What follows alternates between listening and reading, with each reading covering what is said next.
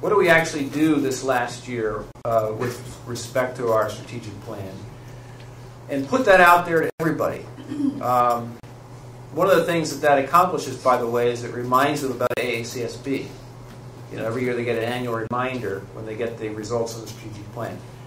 Now, unfortunately, the AACSB has decided to stop doing something that I thought was really good, which was the annual maintenance reports, which was supposed to basically be an update of the strategic plan. You're supposed to go through and see how you did, and then also what changes or modifications might need to be made.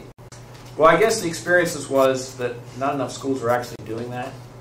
So instead of saying, hey, this is a good thing, start doing it, the idea was, well, we really can't force schools to do this, so we're going to stop doing it. Okay. So I'm putting together my last maintenance report this summer around our strategic plan. And I will figure out how to continue doing this process some other way. I'll put another name on it or something. When the faculty find out that we don't need maintenance reports anymore, you know, I'll be exposed. But I think I can get away with it this summer. Anyway, that's my advice, is to figure out an annual process on how to remind people about the strategic plan. Okay, assurance of learning. You know, we've talked about this a little bit already. So you have to have a plan that lays out what's supposed to be done each year. And you have to have a process to actually do it and track those results and get those results back into the hands of the faculty so that you can actually make changes based upon your assurance of learning process. So this is the key for those maintenance of accreditation visits. All of the accrediting teams are going to want to see what are the changes you made as a result of your assurance of learning program. Give me some examples of what made a difference. Now in the U.S. we have the added advantage that the regional accrediting bodies that we deal with at the university level are all over assurance of learning also. It's a very big priority for them. And so you get a lot of support from the university because of that you may not get in your particular situation, but we have the advantage of that. A couple of things about assurance of learning. You know, you sort of have to put together the plan. This is what we do in this year in these disciplines. Economics does this, accounting does this, and so forth.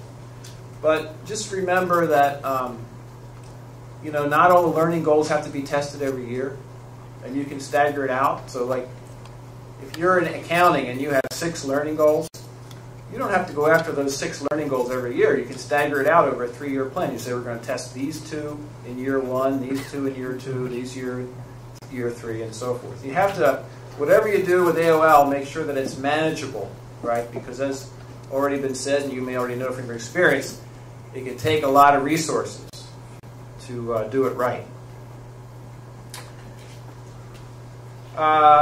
Faculty qualifications. So we've already jumped into this a little bit with AQ, There's the other one that we didn't talk about much, which is the participating, supporting, right? Participating faculty are basically faculty that are not just sort of coming and teaching and leaving. You know, they're full-time faculty typically. They're on campus a lot. They have other responsibilities in terms of committees they serve on and so forth. What I do for this is basically every time we put a schedule together, you know, like we put the schedule together for the fall quarter of 2010 or the spring quarter of 2011 that is upcoming, I want, you know, my associate dean to run a simulation of what that looks like for us in terms of AQ, PQ, right? So we've gone through all our faculty and we basically score them, whether they're academically qualified or professionally qualified or, heaven forbid, not qualified. And we run a simulation of that to see what that's going to be like. And if there's some problems, we need to make some adjustments, right? And the same with participating and supporting. We classify faculty. You're a participating faculty. You're a supporting faculty. And we run that simulation to make sure that we're hitting the ratios, right? So you know the ratio, most of you may know the ratio for undergrad is pretty clear. 50% of the teaching has to be done by academically qualified faculty. Gets a little fuzzy for graduate, right? Nobody wants to put anything on paper. but 70% is probably a good standard to shoot for if you have a master's degree program, right? Anyway, I run the simulation to make sure we hit those numbers. And if we don't hit those numbers, we need to make a change. Sometimes it's a matter of, for example, you notice the undergraduate number is lower than the graduate number. You could literally take people out of the undergraduate program who are academically qualified, make them teach a graduate class that you otherwise weren't planning to have them teach, just to hit the numbers.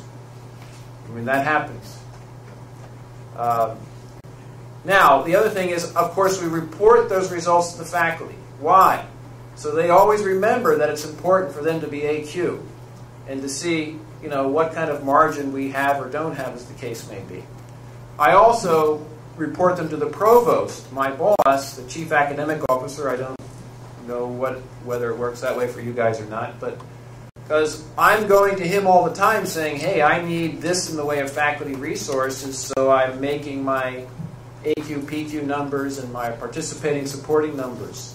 So whenever I go to the provost to talk about faculty resources, it's always part of the conversation is, you know, having enough academically qualified faculty, having enough participating faculty. And that's real simple because I don't know any provost or chief academic officer that wants to lose accreditation on their watch, right? Once you have it, you know, you need to make sure everybody is on board and keeping it, and you can sort of take advantage of that situation if you need to. All right, so we already talked about 50%, 70%. I have the question mark there because it's not an official ruling. But, you know, the way things are, AACSB is probably going to have to come out with something pretty soon because it is causing some issues on team reviews that I've done on. I know that. A couple of things about the faculty scholarship. I think that's probably maybe the thing that scares you the most is AQ faculty, right? You know, which is typically thought of as PhD faculty, which we all know are hard to hire. They're hard for the U.S. schools to hire, by the way, not just you guys. One thing is to get sort of a culture of scholarship established among the faculty. They all know that they need to be doing this. It's part of academic excellence.